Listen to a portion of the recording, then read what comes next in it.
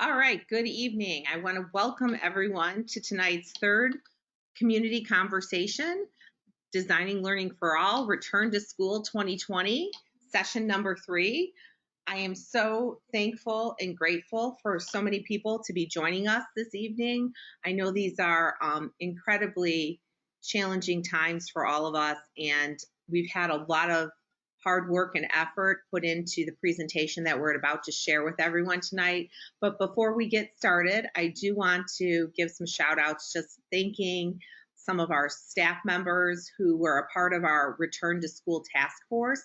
We had over 150 stakeholders throughout our district that helped us with our return to school roadmap. I'd also like to thank everyone who participated in the survey that we sent out over the first week of August. And in addition, I want to take a moment to also thank our Board of Education and the work that they've been putting in over the past month to help us navigate our return to school 2020 work that we've been doing. We've been putting in a lot of hours. Everybody's been working extremely hard to make some really, really tough decisions in an incredibly unpredictable time.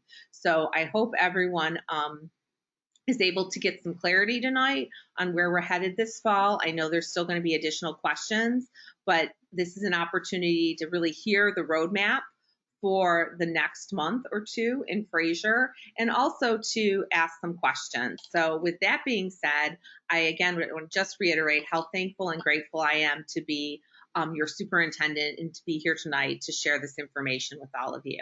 So just real quick, I'll give a quick overview of the format of our webinar tonight. Tonight, we're going to take a few minutes to talk about our district overview of our what we call current reality. We'll also spend some time talking about our district committee work, the Fraser Public Schools Roadmap, the Return to School Task Force that was put together over the summer. And then we're going to close out with a Q&A, and that will come from our parent survey questions and from the chat. A couple of other housekeeping pieces you're going to see in the panel. I did upload a document. It is the handout of tonight's PowerPoint as a PDF that will also be posted on our website. And in addition, I will also be sharing with the group a recording of this presentation as well. So you'll have an opportunity to view this again, or if there's someone that could not make the call tonight, they're going to have a chance to view the PowerPoint as well. And with that being said, I'm going to go into my presentation mode here, and I'd like to do a few introductions. First, I would like to welcome Dr. Donna Anderson, our Assistant Superintendent. Donna, you want to say hello to the group? Yep, hello everyone. Glad you could join us tonight. Thank you. And then we also have Denis Metty, our Director of Special Education. Denis, do you want to say hi? Good evening. Glad to be here. Thank you, Mr. Metty. And then last but certainly not least, Ms. Ledford, our Director of Community Relations. She's been quarterbacking all of these calls with me over the past month or two. Kristen? Hello, good night, or thank you for everyone for joining us. All right, well, good evening. And again, I just want to start out by saying thank you.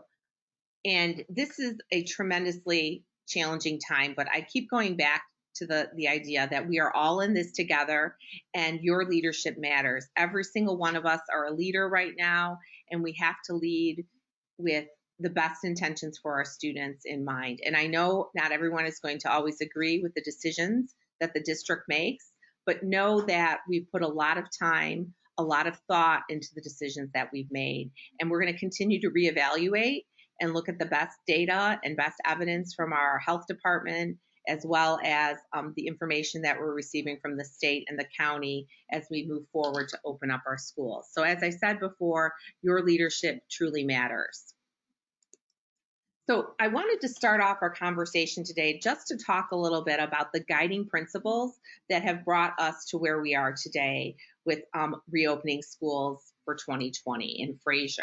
I always go back to our Fraser portrait of the graduate. We spent a tremendous amount of time designing our portrait at the start of the school year, and we focused a great deal on those 6 C's and making sure our students had that critical thinking, communication, creativity, character, collaboration, citizenship. And one of the things I feel we've really had to amplify during this time is our character. We've had to show a great deal of grit and perseverance and resilience during these really challenging times where sometimes we feel very much alone and not a part of our community. And that is something we really want to reestablish this fall as we reopen, even in a virtual environment. So again, I go back to our strategic plan. That was another important document that we continue to look at as we build out the fall. And we go back to our learning partnerships. That is one of the greatest strengths of our districts, are the relationships that we build with our community, with our students, and with all of our families. And you're going to see that amplified more than ever this upcoming fall. In addition to our local documents, there were 3 state documents that we relied on quite heavily as we started to look at our return to school plan. The first was the return to school roadmap, and that really drove a lot of the governor's My Safe School Start plan. And there were some very specific areas that we studied as we started to look at the different phases that we're in with the My Safe Start plan that the governor rolled out a few months ago. In addition to that document, so again, I'm going to stress the biggest document that we probably spent the most amount of time on was the My Safe Schools 2020-21 Return to School Roadmap. And in that document, there were things that we had to do, things that were, highly recommended and recommended. And we really studied that very closely. As you know, currently we are in phase 4 of the governor's plan. And that requires a lot of additional safety precautions that we had to look at very carefully as we started to plan for back to school. And I've talked a lot about our district stakeholder planning teams, and I want to spend a couple of minutes making sure everybody understands what we did over the summer to get to this place with our continuity of learning plan that we ended with in the spring, and how we worked on designing our return to school roadmap this fall. We took some time early in June to develop really a collaborative, research-based approach to decide how we would open schools this fall. So we established 5 ad hoc committees composed of Fraser employee stakeholders to really look at the needs, explore options, and provide our central leadership team with considerations for implementation of what we may do for the fall of 2020. In addition to that, we used the Return to Schools map to guide our recommendations, along with 2 surveys that we conducted, one to our community and one to our staff, that really provided a lot of really good information to the central leadership team. And that information is available on our website, and I'll talk a little bit more about that in a minute. So Return to School 2020. Everyone knows that this has been a very unprecedented, unusual time. I think we've probably heard the word unprecedented more than we'd ever want to in our lifetime, but it really is true. And over the past couple of months, we've studied the documents, we've looked at the data, we've talked to our stakeholders, and on Monday, August 17th, we did a report out of our return to school plan to our Board of Education. And in this document here, and it's hyperlinked in the PowerPoint, if you'd like to take a look at some of the data that we reviewed from our surveys, you can see that information. In addition, I put a hyperlink here to where you can go find out more information specifically with regards to our actual return to school plan that we worked on collaboratively with our ISD, and that is posted on our website as well. So what is our plan for the fall? We've spent a lot of time giving you the background on how we got to where we are today. And based upon the work of our Return to School Task Force and our survey data, we are planning to start the year in a virtual mode with opportunities for small in-person learning for every grade level in the district. And that will continue, and that we continue in that mode through the first semester of school in January. That's when our second semester begins and our first semester ends at the secondary level. I want to assure everyone that that date is subject to change. The district will continually monitor and adjust accordingly based upon the data and research provided by the health department. We are required to once a month review our plan and to look at where we are at as a district. So we will continue to look at where we are at every month to decide if we can, scale up more in-person instruction, or if we need to pivot the other direction and scale down our in-person learning. So that's very important to know, that we are able to make adjustments as needed. I also want to stress that a virtual option will stay in place for all of our families throughout the year. So please make sure you understand that there is some flexibility there, that date is subject to change. We will be looking at things from month to month. It is our hope, obviously, that we can scale up our in-person learning groups, but we want to make sure we are opening up the safest way possible for our students, our families, and our staff, because safety is our top priority. So one last thing before I turn it over to Dr. Anderson is we now have built a plan for the fall, and many of you may know that we were hoping to have more of a in-person model when we started the conversation way back in June. So many families did enroll in our virtual school, and we want to make sure that we have confirmation that you want to stay in our Fraser virtual K-12, or if you want to reconsider that enrollment piece. And that's fine. So part of the process here is to have every family complete this return to school enrollment form. The other important piece to this document is it's going to give us some additional data on whether or not you're comfortable having your child come into school at all. So if you would like your child to be a part of our small group instruction that we're going to offer this fall, you're going to need to make sure you not only tell us that you would like that option, but also we have a couple of choices for you to pick from. So we would like to, for example, at the elementary, make sure we have your preference for whether it would be a Tuesday or a Thursday. So this return to school enrollment form is very important for us to receive from all of our families. So we will be following up with our families as we wrap up this enrollment piece. So with that, I'm going to turn it over to Dr. Anderson, who is going to provide us with some additional information on what the fall will look like with regards to instruction. Dr. Anderson. Thank you, Ms. Wozniak. I know parents have lots of questions about what does this virtual look like. We all experienced what it looked like from March to June. And what we know for coming up with the fall is it is going to be different. We know that we're going to be in this for an extended period of time, and that it really needs to have all the components of the quality Fraser experience you're used to. So we are starting online with small group learning, and what I want what everyone to understand is that the online learning piece at home is going to be all of the curriculum content, while the small group learning opportunities, we know we want students to come in if parents feel comfortable in that small setting, all the curriculum, so a child will not be missing core curriculum if you are not able to send them due to whatever your family situation is. We know this online learning experience is going to be very robust,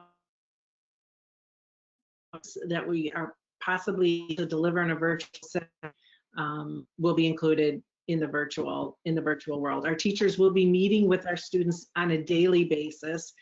This is different. That is a change from in the past. So it's important tonight when I offer some sample schedules of what each level will look like, you understand that our students are going to be very busy with a school day, just in a different setting. One way opportunities for small groups will meet face-to-face. We talk about the magic number of 10, trying to keep those small groups at 10 or less. Oftentimes they might be less, and that we would have our elementary students, for instance, come in for half a day on a Tuesday, Wednesday, Thursday, one of those 3 days for the morning. That's the safest way we can begin to bring students back into our buildings, and we will do something very similar at middle school and high school. What I would like to do next is what we're going to do is, what does it look like? What does it look like for your elementary student? What does it look like for your middle school student? And what does it look like for your high school student? So we're going to take a few minutes and go through each one of those levels so that you can get a snapshot. three terms that regardless of the level, that all parents need to understand, and you may probably have heard of already, are the three different types of learning that you can expect your child to have. One is synchronous, and when we talk about synchronous learning, that means your child is online, live with the adult, with the teacher. It will be teacher giving a mini lesson, some direct instruction. She might be having a discussion or following up. It might be a teacher reading aloud to the student. It's going to mean that your child needs to be online at a certain time within that synchronous environment. So it would be happening live, if you will. Those will also be recorded, but the planning that the teacher will do is around the expectation that kids are in front of them on the computer and they're able to interact.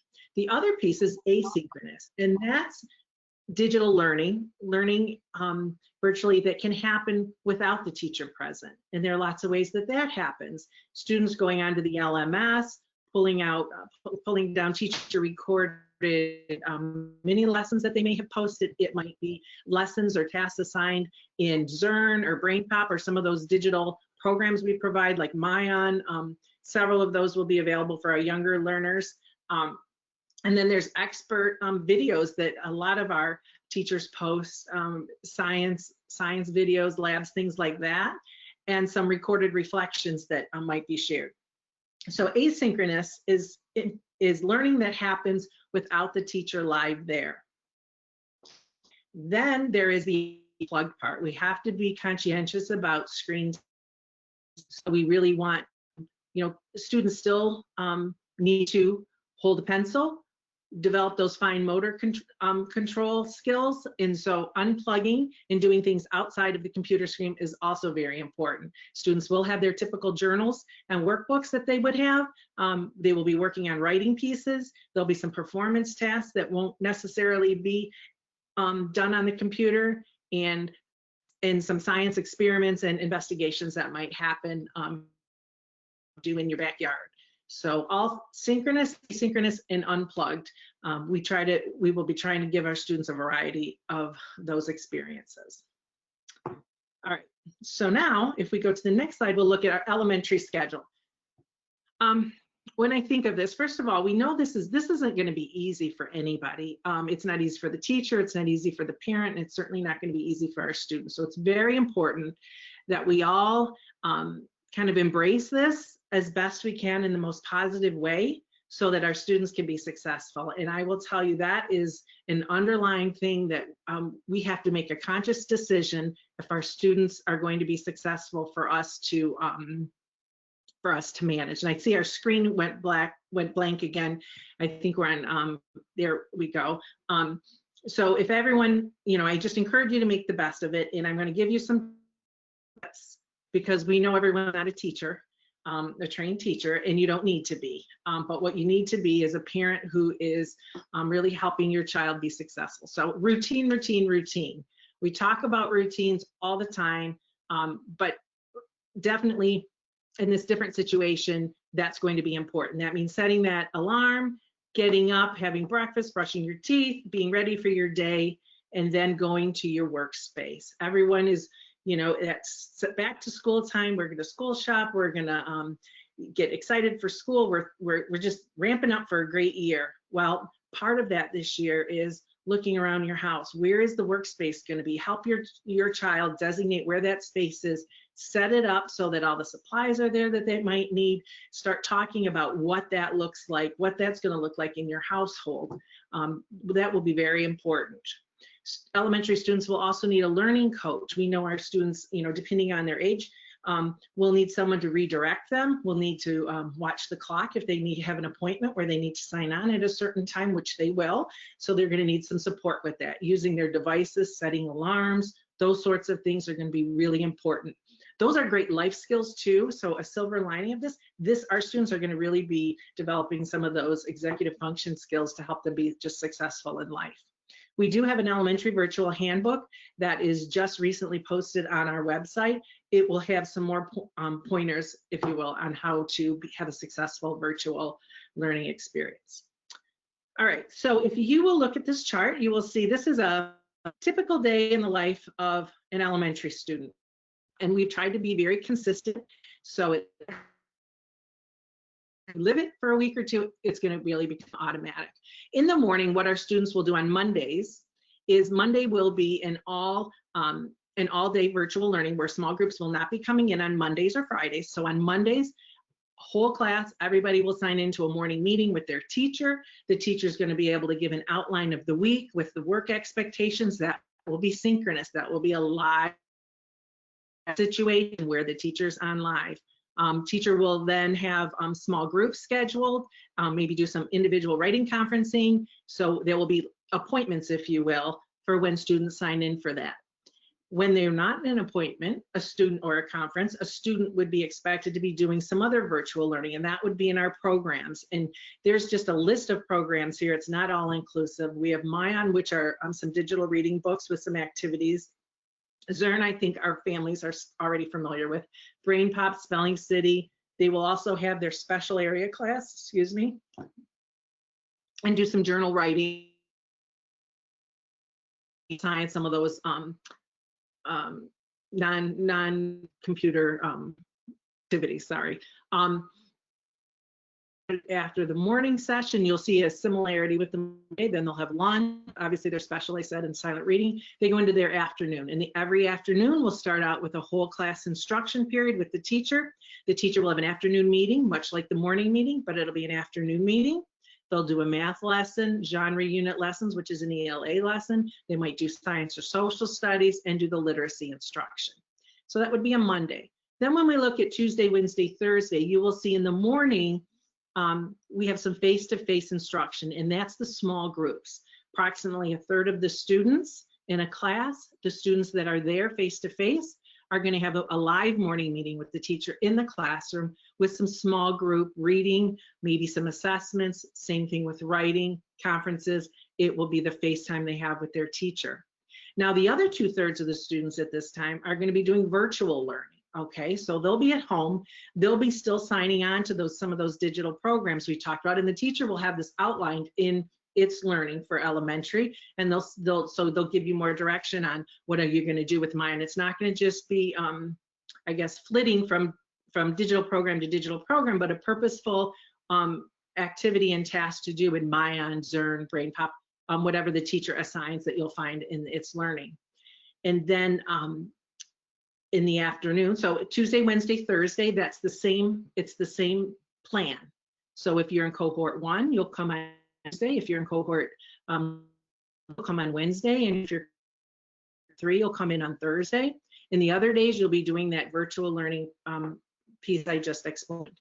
Then cohort that's in session and face-to-face, they will have lunch. They will be ready to get settled. We give some time there to get settled by 1:30. Then the teacher is going to come on again, whole class, check in at 1:30, afternoon meeting, and start the afternoon instruction. That afternoon instruction will include, again, math, genre units, the literature, and science. As you can see, this is very much a pattern, and so your student will get used to the routine and the subjects and the work expectations throughout the week. And then Fridays is an asynchronous learning day. And what that means is our teachers will be doing a variety of different things. Our students will be doing some of their virtual learning, just like they've done the other days of the week. Our teachers will also be doing some two-way communications with families, talking about progress and how students are doing with work completion, mastering the concepts and whatnot. And there'll also be some opportunities where our teachers will PLC and plan out lessons for the following week. Then when we move into that afternoon, you'll see the same pattern as the other days of the week. So very, very much a structured routine so that it doesn't cause as much stress. People feel in control about what's going to be happening from day to day to day. Very important to keep that sense of calm. While it's new right now, it will become old hat, like brushing your teeth in the morning. So if we go to the next one, we will talk about middle school and what that might look like. Okay, so middle school, and as you know, elementary is smaller. You get to middle school, it's a little bit bigger of a building, so we have more students to manage. So when we talk about small groups, we have to take into account how big the building.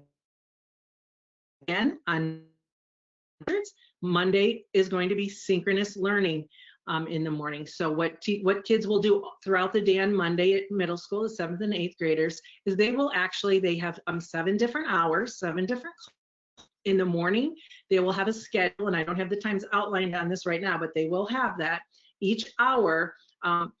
When the hour starts, first hour, for instance, second hour, they will be expected to log in and be online with their teacher.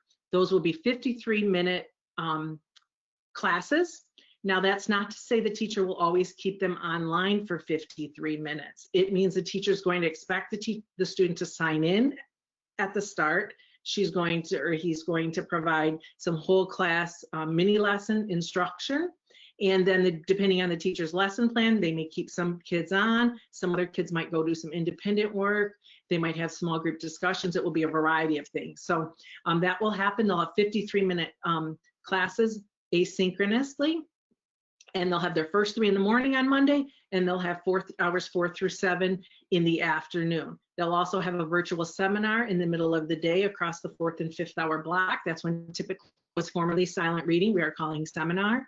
So they'll have some check-ins. That's where they're setting up their week, their expectations, and being able to kind of keep a handle on all of their different assignments and things they need to be responsible for.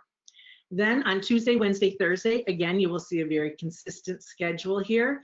You'll see cohort 1, cohort 2, cohort 3 face-to-face, and what from 8:05 to 8:35, they will be going to actually each one of their 7 classes in the morning. It's much like a speed day schedule. It'll be in the morning. They will meet face-to-face. If they're in that cohort for the day, they will meet face-to-face 5 minutes. The other 2 cohorts that are not in person will have asynchronous learning going on, and they'll go into Blackboard. They will have their assignments and resources in their Learning Pathways folder, and they will be working independently. The students go home. We have a digital seminar check-in. The students who are in face-to-face, I should say, in that morning, they will have a face-to-face seminar, but the other cohorts that are not face-to-face on that given day will then do a digital seminar check-in, because our teachers are going to be very we want to make sure we're supporting that social emotional health. And so there is a daily check-in for every middle schooler each day of the week. And then in the afternoon on Tuesday, Wednesday, Thursday, what learning looks like is it's virtual for everybody. And students will check in every afternoon into all of their classes 1st through 7th hours. They will be shortened 20-minute sessions, which is plenty of time for the teacher to check in, be able to deliver instruction, and set the students up for success. So the next morning, if they are not in a cohort face-to-face setting, they are prepared to know what their lessons are, what the work completion is, what they need to practice, and what they need to complete. So that will happen in the afternoon on Tuesday, Wednesday, Thursday. Friday is another asynchronous day, much like the elementary schedule. All students will be learning virtually in an asynchronous session. They will be, the teachers will be doing the 2-way communication. They will small groups, doing assessment if they need to, recording lessons, have office hours. It'll be a variety of things, and you will know because you will have it all posted within their Blackboard pages. The student will follow their own pace on that asynchronous day and making sure that they are completing all the things they're responsible for. So a little bit more independent here, but not, but still a lot of oversight to make sure that students in middle school are supported and are able to do what they need to do.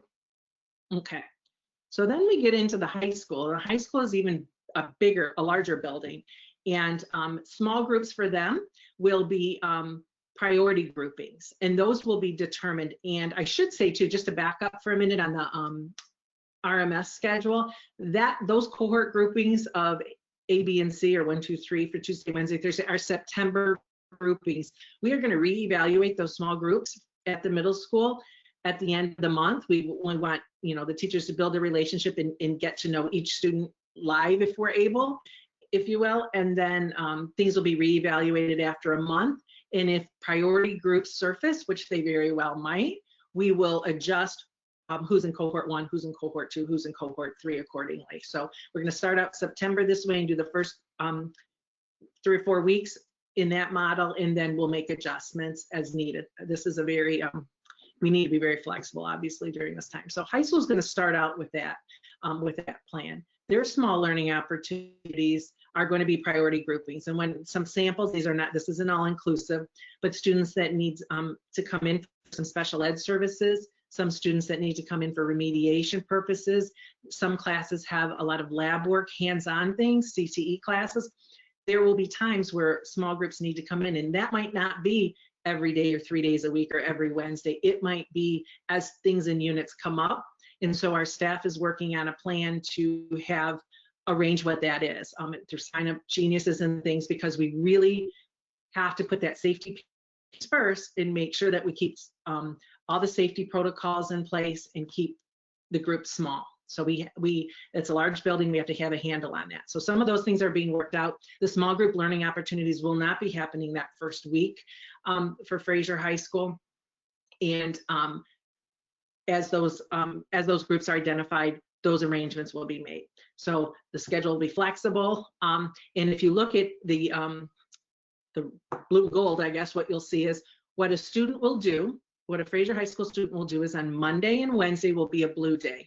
They normally have blocks 1 through 5. You can see the times listed on this chart. This is synchronous learning. So much like middle school, a high school student will need to sign into their first block at 7:30 in the morning. The teacher will do an introduction, do their direct instruction. 90-minute blocks are a lot in high school. Students will not be necessarily expected to stay on that virtual go-to-meeting for the full 90 minutes. They may, some days, they may not. It will depend on what the lesson involves with the teacher, but the teacher will definitely be there for support during that time.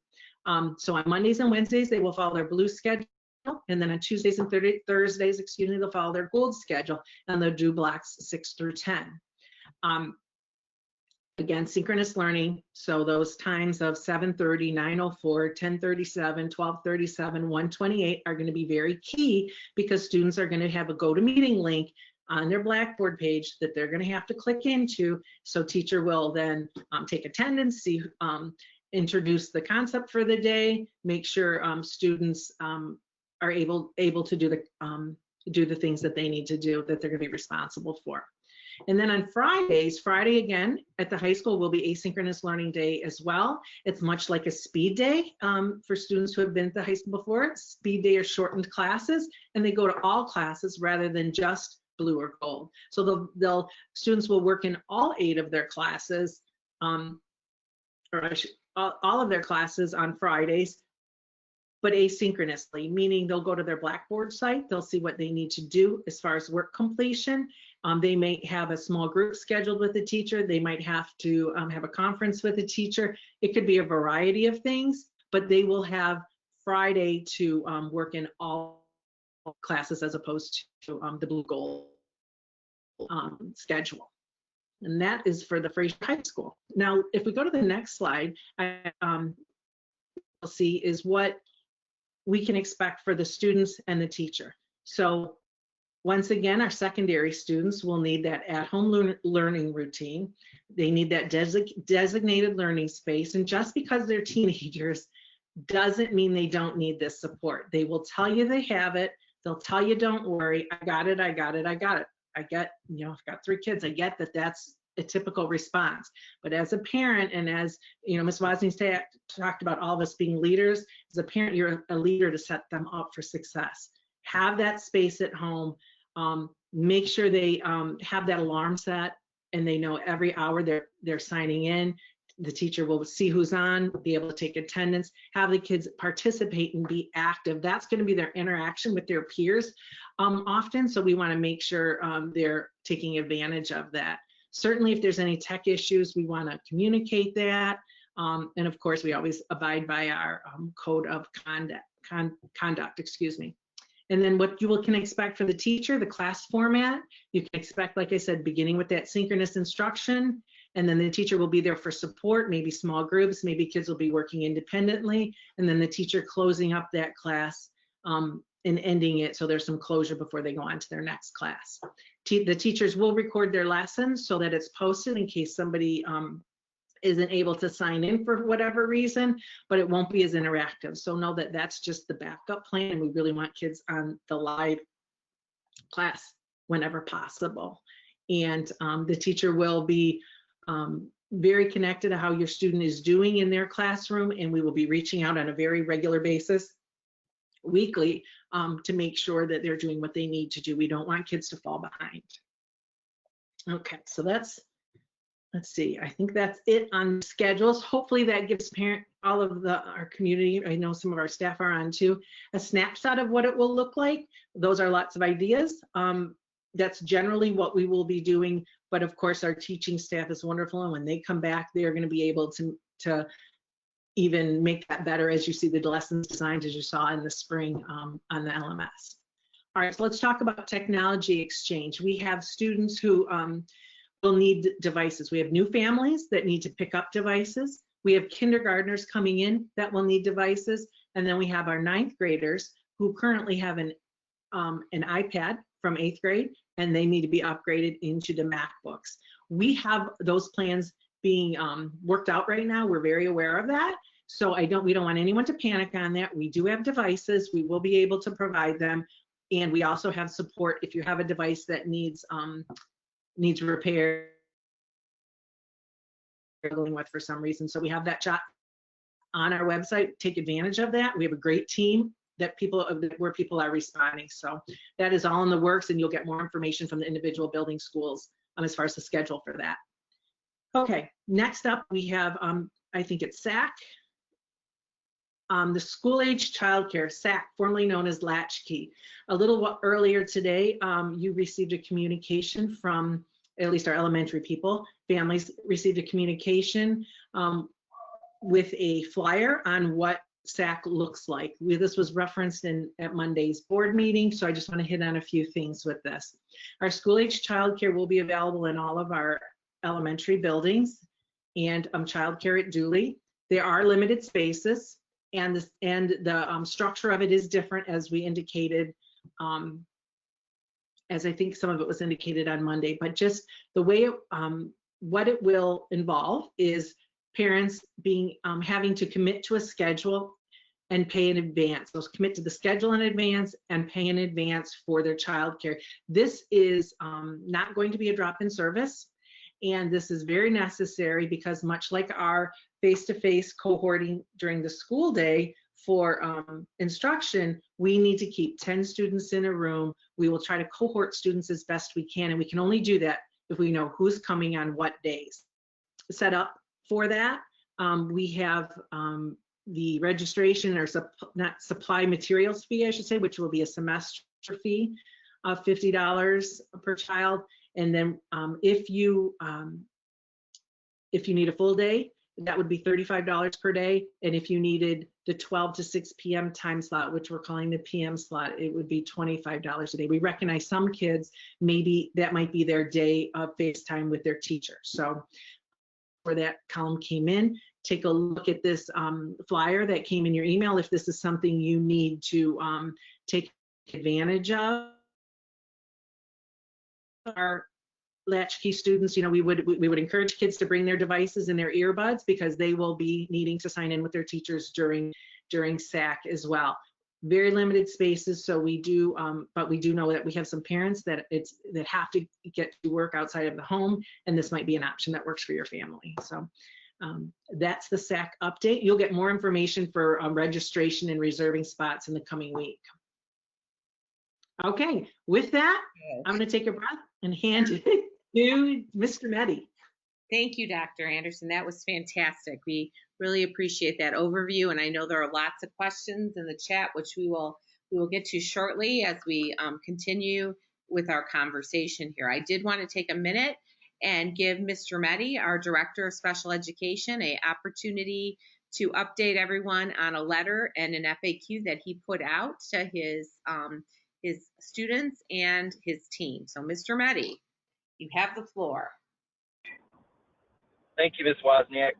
Dr. Anderson, nice job on that presentation as well.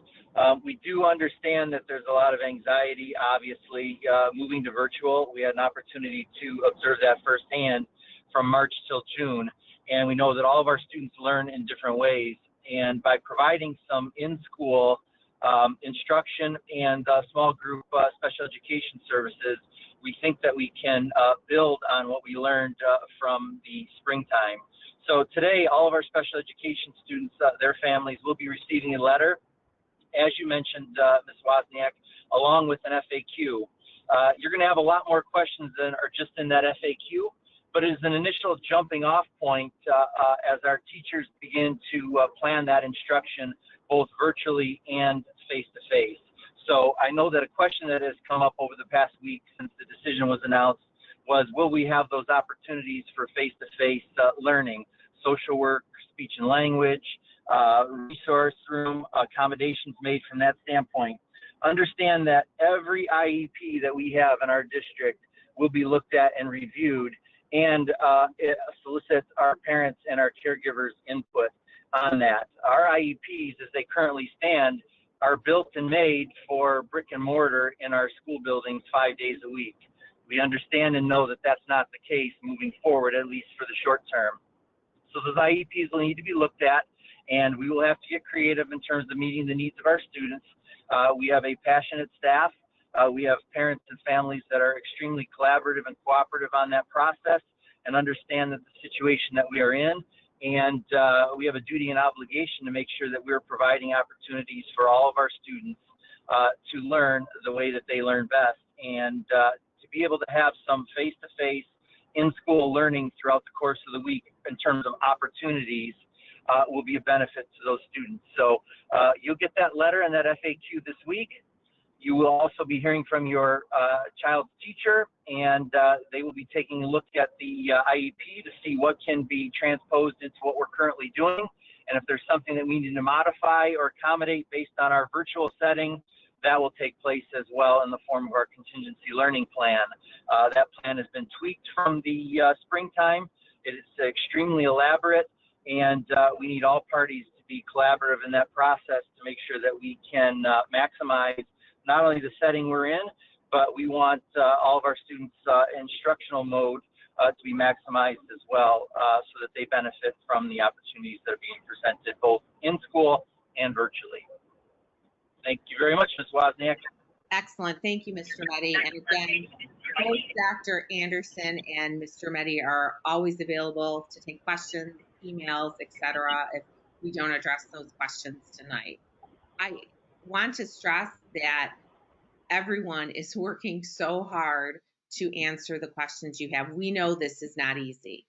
We know that this is very upsetting, not only to our parents who are disrupted with work, but this next conversation about athletics and after-school activities is heartbreaking to some of our families right now. And everyone in our, not only the state of Michigan, but throughout the country, are faced with some really, really challenging times. And the performing arts program, the band program, our athletics, clubs, all of those things are hooks that get our kids to come to school every day. And we know that those are very important things in your child's life. So I want to touch upon a couple of those concerns that many of you have. And please know that this is fluid. We know that what we're saying today, especially with the MHSAA, could change later on this week. So what we're trying to give you is the best information that we have as of today. So with regards to all of our clubs and our other after-school activities, we're going to work on finding a way to hold some of those virtually at this time. So there are some clubs, there are some activities that our kids are doing after school that we are hopeful that we could provide you in a virtual environment. We have an incredible social studies and science Olympia teams, and we're hoping that some of that work, for example, we're going to be able to make sure, or we're going to see if we're able to make some of those things happen in a virtual environment. I also want to share that we know the importance of our performing arts programs in Fraser. They are second to none to anything that we have in the state of Michigan. And we want to keep moving forward with those programs. However, it's going to look considerably different in order to maintain the necessary health and safety protocols. So the Performing Arts Department in Fraser has always been creative and dedicated, and I know they're going to continue to work on coming up with creative solutions that follow those necessary health and safety protocols. So our top priority is everyone's health and safety, but we do know how important those programs are to our families. So we're going to keep working together.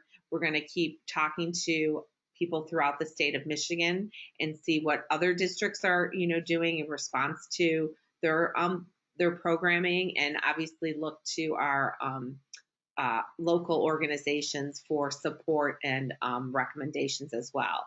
At this point in time, we're going to continue with our marching band practice. It will continue outdoors only, and we will continue to work with Mr. Rogers to obviously recalibrate with football being postponed now to the spring.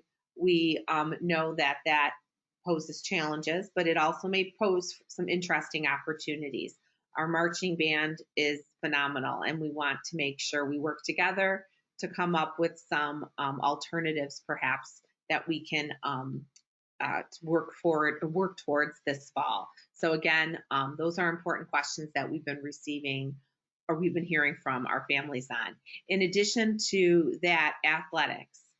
And again, no one is more disappointed than me. I love Friday night football. I love Saturday football, and it's hard for all of us right now to see some of the things that our traditions in our family, our traditions with our friends kind of just, falling to the wayside. And that's hard. And we have to really be mindful of that mental impact that's having on all of us, and know that we're going to continue to make sure we check in on our students and check in on how they feel about all of this, because like I said, this is a lot. With regards to athletics, we are continuing to participate in the sports that we are able to participate in. For example, cross country and track is still practicing. And even though we're in a virtual environment at this point, we're going to continue on with that. MHSAA does have an upcoming meeting this week where they are going to be sharing some additional information. And, if there are changes, we obviously have to adjust accordingly, because that's really beyond the Fraser Public Schools. So again, we will continue to follow the MHSAA guidelines. I did put the link in the PowerPoint to the MHSAA website. They give you some really good updates on where they are at with fall sports, and they also provide some additional information on where the direction they're headed in, or some background information on decisions that they've made. We will continue to work closely with Mr. Redshaw, our athletic director, to communicate that information out with our student athletes. So I know we've given a lot of information out this past almost 50 minutes here, and it's a lot to process. And we know this is not going to be easy for anyone, but we can assure you that the staff, the administration, we are committed to partner with our parents and our students to get through this together, because we really are all in this together. So I'm going to take a moment now and pause and reach out to Ms. Ledford to share with us some of the questions that she's been receiving in the chat. Yes, we've gotten quite a few questions, and I will try my best to make sure I don't miss any of them. But starting with DK, we have gotten this question. I got a lot of emails today about this too. Originally, when we had a virtual option, DK was going to be not offered virtually. If now that everybody is virtual, will there be an option to continue DK virtually even after January? I'm going to give that one to Dr. Anderson. Sure. Right. Developmental kindergarten, DK as we call it, is really, that is we try to think of the age of the student, and which is why when we initially had both options, not knowing where we would land in September, much like Ms. Ledford said, we didn't have that. So in the fall right now, we will have, obviously DK is still a class, and it will be run virtual because of the situation we're in. When we reevaluate and look at the end of the semester, it is not, we will have to monitor how it goes for a semester, but the activities and the curriculum for the DK classroom does not lend itself as well to a virtual setting as some of the other grades. So I cannot tell you that we will have a virtual option. I wish I had a crystal ball and knew where we would be exactly in January, but we don't. So we will not have a virtual option if, for instance, we're back in a face-to-face setting. Okay, that's always an if. So, if we're all back to face-to-face, unless people say back to normal, the DK program will only be a face-to-face. Okay, and also with DK, will those students be getting iPads for the fall? Yes, they will. Yes, DK students will be getting iPads. So when I said kindergarten, I should have also said DK will be provided a device from the district. Okay, and staying with the Dooley Center, has there been any decision or plan made for the preschool or the daycare programs there? The daycare programs will be running at Dooley this year. The tuition preschool programs are being postponed and will be reconsidered when we're able to open in a face-to-face setting. Okay. Several of the parents have asked, can the child participate in small groups on more than one day? That's a very good question. On that enrollment form that Ms. Wozniak referenced, parents are asked to put their first choice and their second choice.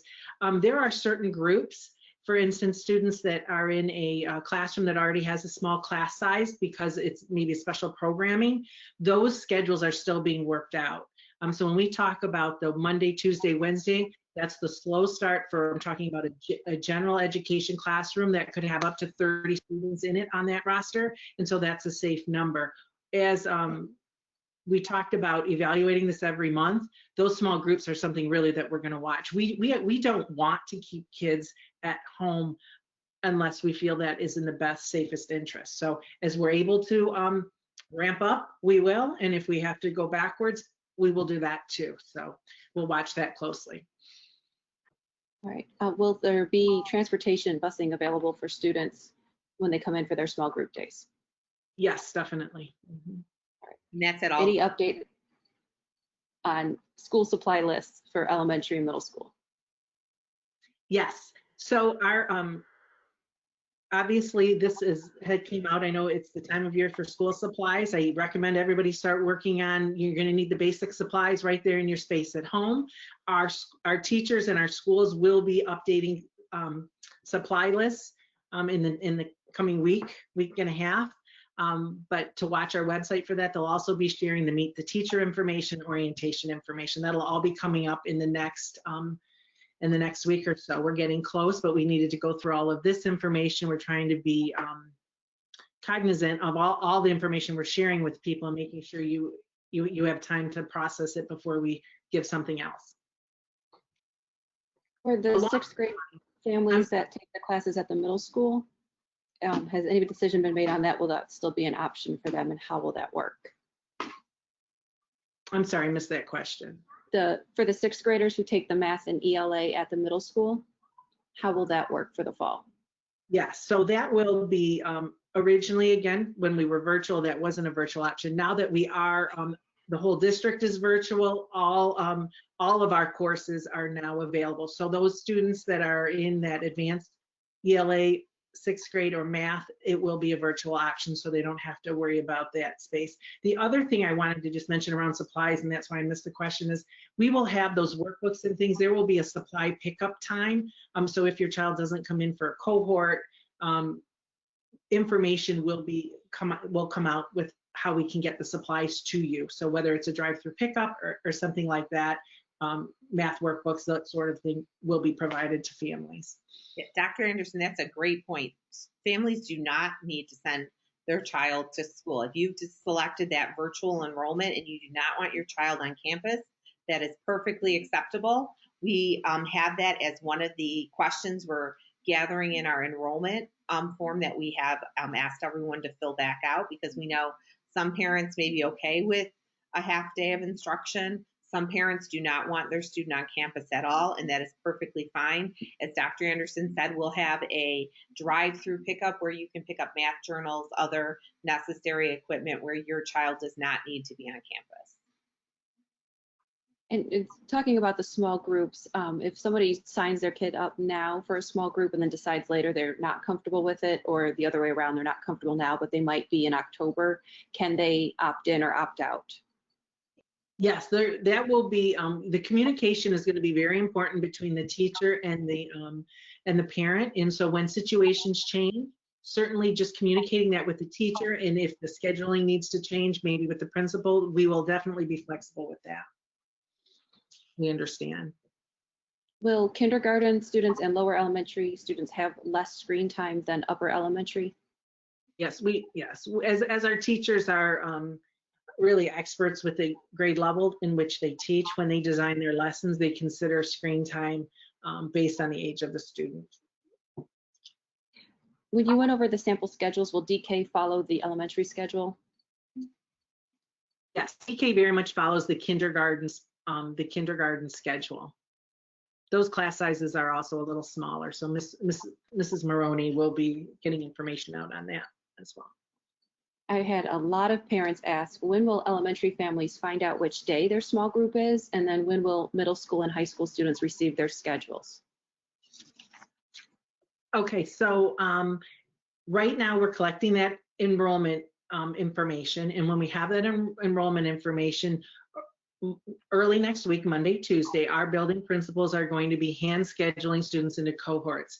So I would think by the end of next week, parents would know what cohort they're in at the elementary level.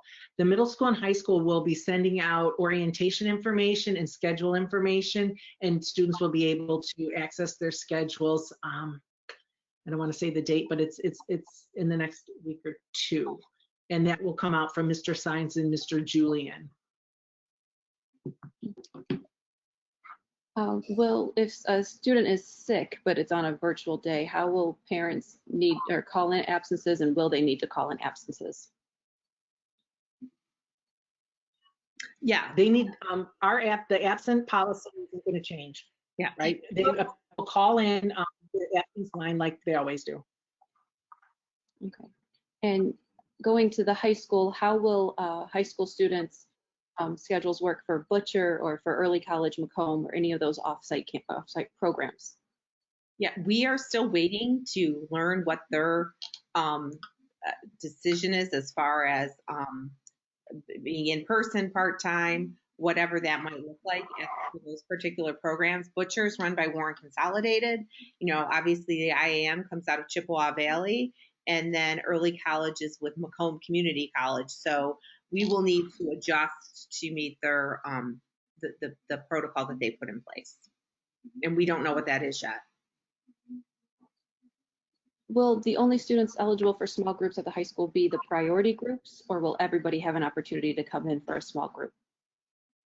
So some of those plans are still being worked out, but a priority group could look a lot of different ways. For instance, a student in a welding course might need to come in and do some hands-on lessons. That would be everybody, and it would be maybe at a certain portion of the unit, and that would be for a lot of different classes, science, biology labs, that sort of thing. What the teachers will be doing is looking at the calendar and their lesson plan to figure out how they can, who needs to come in, which if it was a lab for all students, it would be all students who are willing and able to come in, not a mandate, and then be able to do that in a small group setting. So, and for others, the priority group might be because of special services. So that will definitely be a fluid situation, changing based on the situation and the course. Yeah, and I think, Dr. Anderson, you make a great point there. It is fluid, even at the elementary level. You know, we gave that schedule. The teacher's going to make some decisions on specifically how that, you know, what content's going to happen where, you know, I mean, or how that's going to look. There were lists of things that were happening there. So they'll help guide those decisions at the elementary, just like they're going to make some decisions about when you might need to come in for that lab, you know, so there's going to have to be some flexibility with that. When students are coming in for the small groups, Will they have to wear a mask? Will they be socially distanced? Yes, yes to both. Everyone will need to wear a mask and everyone will be social distancing. We also, as we said on Monday night, everybody will be following the proper, we'll make sure as a district we're following the proper cleaning protocols, that we have the necessary hand sanitizer, that all of the cleaning that needs to be done, that we talked about at our last meeting, the Clorox 360 machines, the nightly cleaning of all of our classrooms, all of that will be, as we talked about at the last meeting, to that high standard that we talked about. And that is so important. So when a student comes in, they will be washing their hands, they will be receiving a mask. If you have one that you would like to provide for them, that is fine, but we will be providing the masks and all the necessary hand sanitizer and soap. When planning the cohorts and the small group days, will siblings be considered, especially if they're in different buildings? That is the importance of the enrollment survey. So when a family goes in and does the enrollment form, they will talk about student 1 and then pick a day, and they will do the same thing for 2. So as long as they're at the same level of elementary, am I understanding that correctly? Well, if they have like an elementary student and a middle school student, will that try to be considered to keep it consistent? We will absolutely try our best. I would, on that form, parents need to express their need for that. That will be helpful for some, depending on the reason they're coming in. If they're coming in for a special service, it may or may not be the same. But in general, small group settings, we will do our best to keep it as consistent as we can for families. If a family is unable to sign in during the day, will they have any option to do that work at night? Yeah. All of those sessions will be recorded and posted on the LMS. So It's Learning Our Blackboard will have all of those recordings available. Is it possible to use a Windows device at home instead of the district issued iPad or MacBook? Yeah, that should not be a problem. All of our programs are pretty much web-based. That should not be an issue. And will all of this work be given grades? Oh, absolutely. Yes. This is starting. We're starting the school year with a full curriculum, the same rigor that you would expect if you were in a face-to-face environment. And that is super important for your child to understand, especially at the secondary level. I think the fact that we work so hard first, and we're one of the first districts in the county to do this last semester, it really is important that your child understand that this work counts, this work will be graded, and it counts towards graduation. Several people ask about, is there a lunchtime for the high school?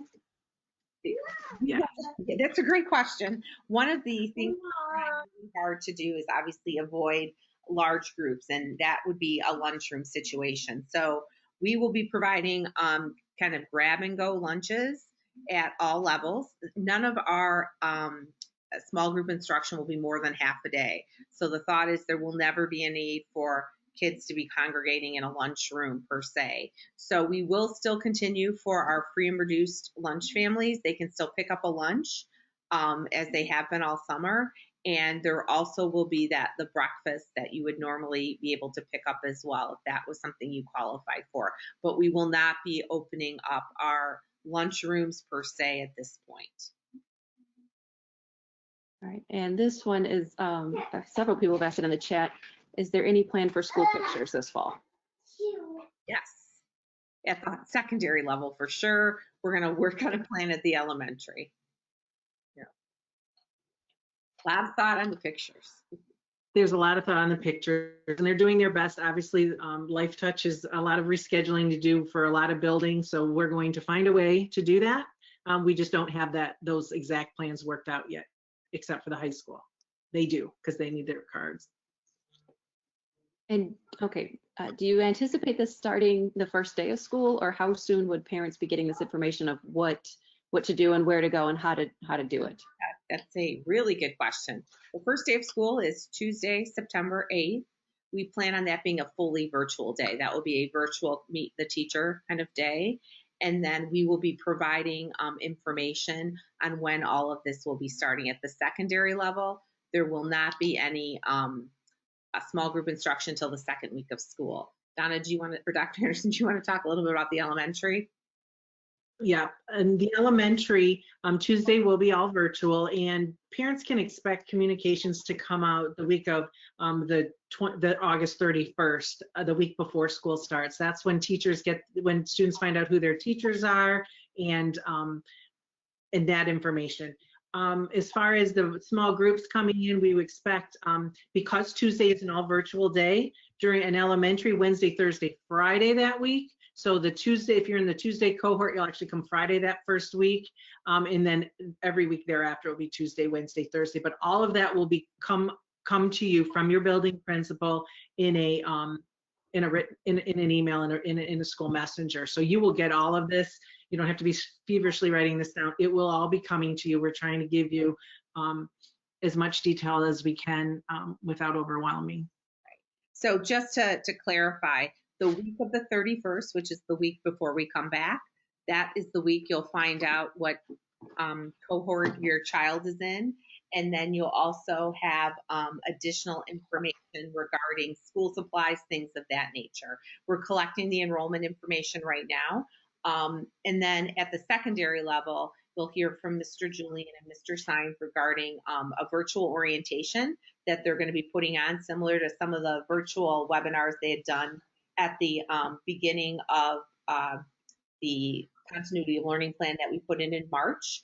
And then again, you'll find out from them what those small group or priority groups will be looking like the week of the 8th, September 8th. So there won't be any busing or bringing in of small groups at the secondary level until that following week, which will be the week of the 14th. So the 8th will be a virtual day, kicking off, getting to know their teachers. I know you'll also be getting information from Mr. Sines and Mr. Julian regarding pictures and pickup of books and things of that nature too. So that will all come from the building level. What we're trying to do tonight is give you kind of that big picture overview. So similar to what you might have gotten, probably a little bit earlier in August with regards to orientation, you'll get the week of the 31st. And everyone's favorite topic is snow days. How will SAC work if there's a snow day or inclement weather? Yeah, it will be very similar to what we have done in the past. We'll have a phone chain, if we need to close that program down. It's going to be a lot less unlikely to happen because there is not, most of the time when we do have a snow day, it's really because of busing and transportation, the transportation that we have. But again, snow days for SAC will be very similar to what we've done in the past. The building will be closed down. And remember, our teachers are reporting to campus. So if we're closing down the building and we're saying not to have our teachers report, then our SAC program would also be closed. So that would be, again, we're closing down the building because we don't want people on the road. Going back to performing arts, is elementary band going to be an option?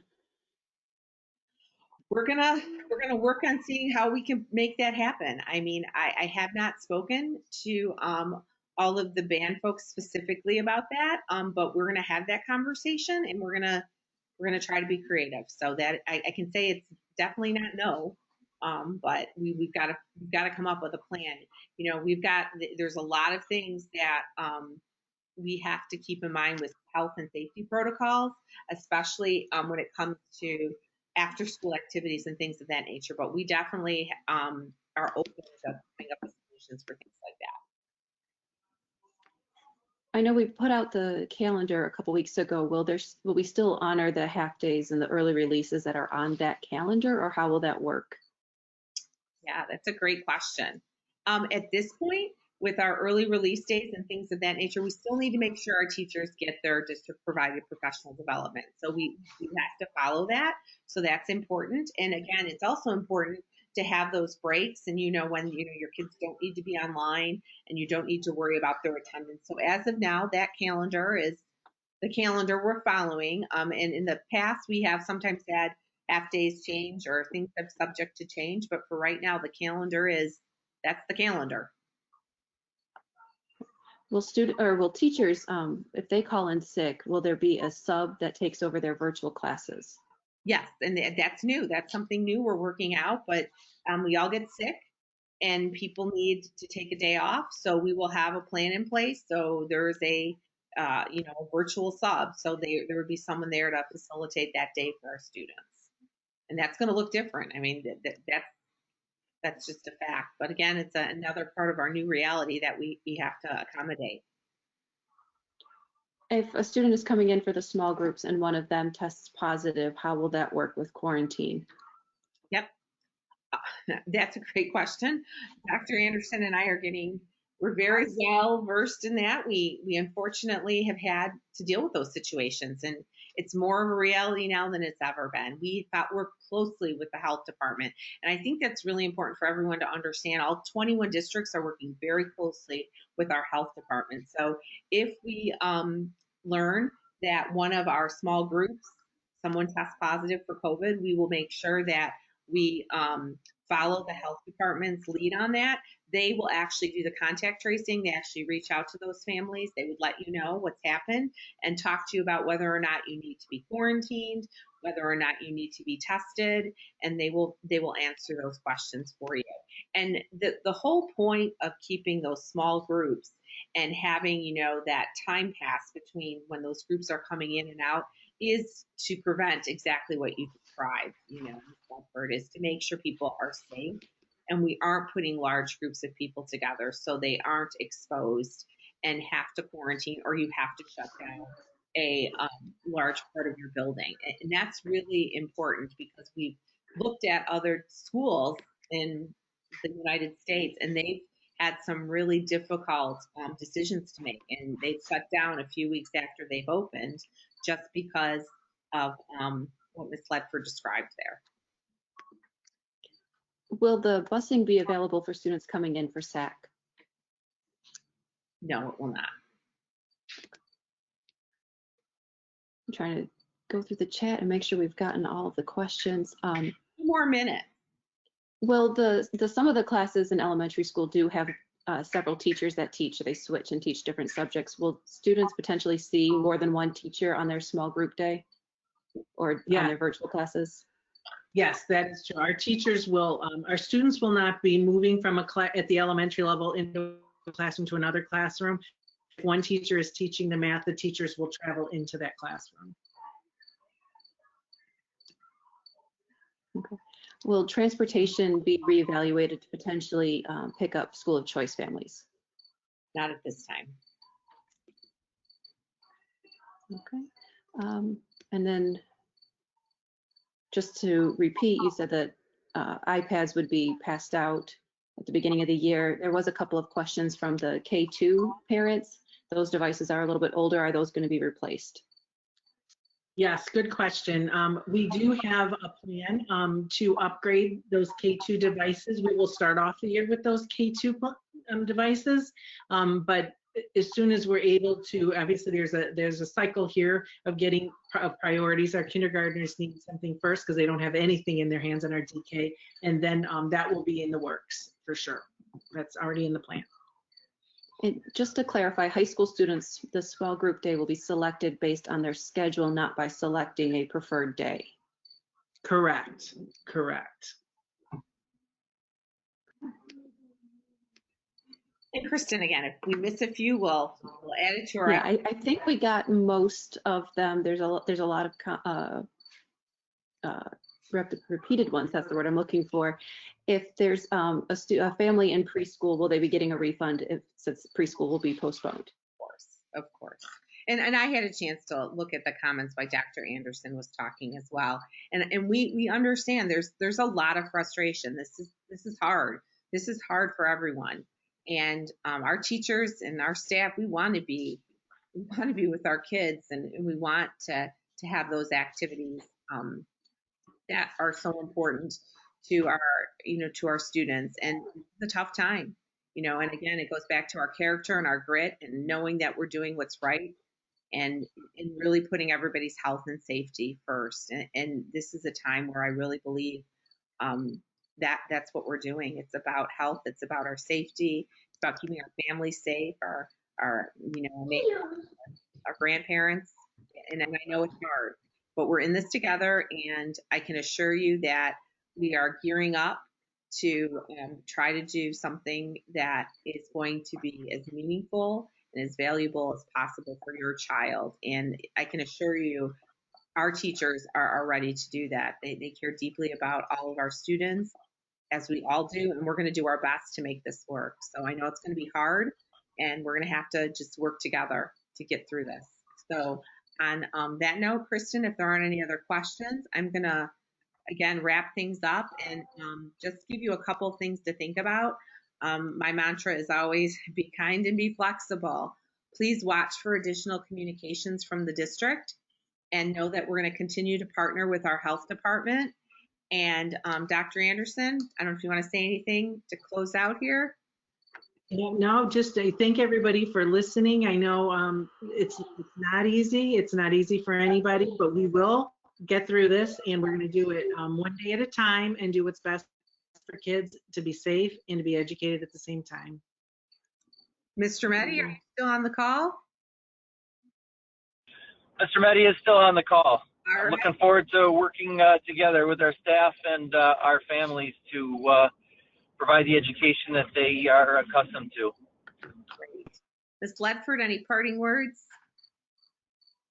No, I think give me some patience and I'll be sending this out. I'll be posting it on the website, uploading it to YouTube. And as soon as that is done, I will be sending this out through an email tomorrow to everybody who is here and everybody who may have missed it. Great. Well, I appreciate all of you. I appreciate everyone's patience and time. We plan to welcome back our students virtually on September 8th, and we're going to make it a good year. We're going to do everything we can to make this special for our kids and do whatever it takes to make this, even though super challenging, a great experience for our Fraser kids. And I just want to leave you with, remember, we're all in this together, and we just need to stay strong and stay the course. So a lot of Fraser pride, and on behalf of our board of education, admin team, and all of our staff and teachers, have a great night, and talk to all of you soon. Thank you.